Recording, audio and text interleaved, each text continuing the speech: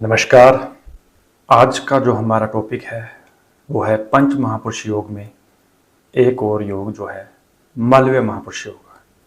शुक्र के द्वारा बनने वाला यह पंच महापुरुष योग है जिसका नाम है मलव्य महापुरुष योग। कंडीशन इसमें भी सेम ही है, जैसे बाकी हमने महापुरुष योग पढ़े उसी तरह से मलव्य महापुरुष योग में भी सेम कंडीशन है। आज भी मैं आपको दो चार्ट के ऊपर प्रैक्टिकली चेक करके बताऊंगा कैसे मलव्य महापुरुष योग किसी इंसान की कुंडली में मिलता है या देखा जाता है। तो पहला रूल हम समझ लेते हैं स्क्रीन के ऊपर। शुक्र के द्वारा ये योग बनने वाला है, तो शुक्र की जो पहली कंडीशन है, शुक्र केंद्र या त्रिकोण के घरों में होना चाहिए। मतलब लगन कुंडली में शुक्र पहले घर में हो, चौथे घर में हो, पांचवें घर में हो, सातवें घर में हो, नौवें घर में हो या फिर 10वें घर में हो। ये पहली कंडीशन है, केंद्रीय त्रिकोण के घरों में होना। दूसरी कंडीशन है शुक्र अपनी राशि में हो, मतलब वृषभ में या तुला में 2 नंबर या 7 नंबर राशि में हो, या फिर शुक्र उच्च का हो। शुक्र उच्च का होता है 12 नंबर राशि में, मीन राशि में। ये 2 कंडीशन ही है। पहली कंडीशन है शुक्र केंद्र या त्रिकोण के घरों में होना चाहिए। दूसरी कंडीशन है शुक्र अपनी राशि में हो या उच्च का होकर बैठा हो कुंडली में।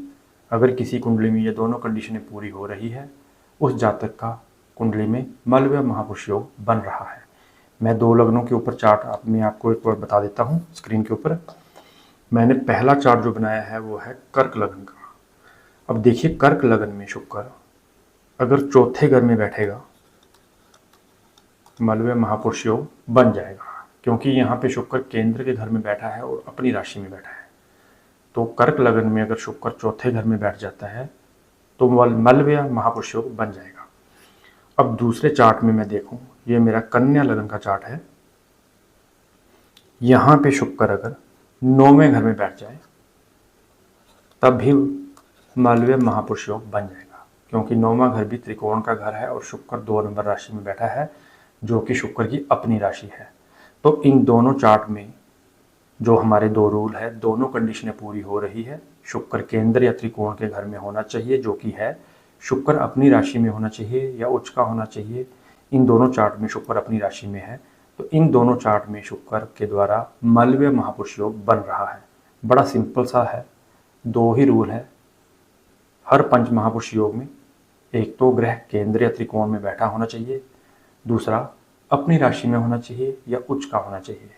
अगर ये दोनों कंडीशनें पूरी हो रही है, आपका योग बनेगा।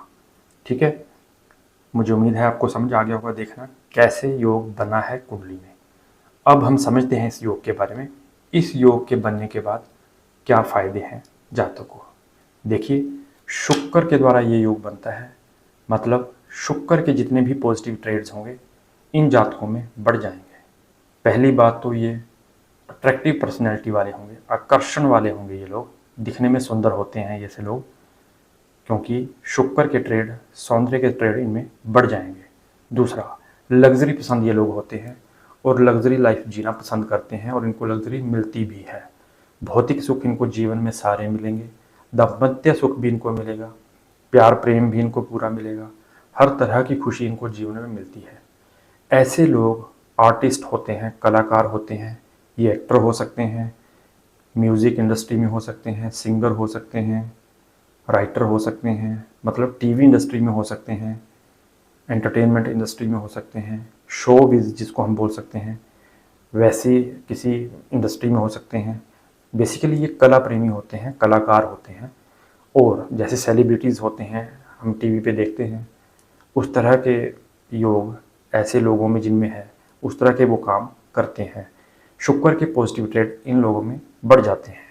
जीवन में लग्जरी, पैसा, गाड़ियाँ, मकान, ज़मीन, जायदाद, उस चीज़ की इनको कमी नहीं होगी। सारी सुख सुविधाएं इनको मिलेगी मलव्य महापुरुष योग के द्वारा। बाकी मैंने कोशिश करी है आपको इजी वे से इसको समझाने की, और मुझे उम्मीद है आपको समझ आ गया होगा कुंडली में मलव्य महापुरुष योग को कैसे देखेंगे और इसके क्या क्या ट्रेड्स पॉजिटिवली होते हैं। आपको ये भी समझ आ गया होगा। बाकी अगर आपको हमारा वीडियो अच्छा लगा है तो आप हमें अप्रिशिएट करिए, बाकी हम मिलेंगे आपसे किसी ऐसे ही और वीडियो में, तब तक के लिए राधे राधे।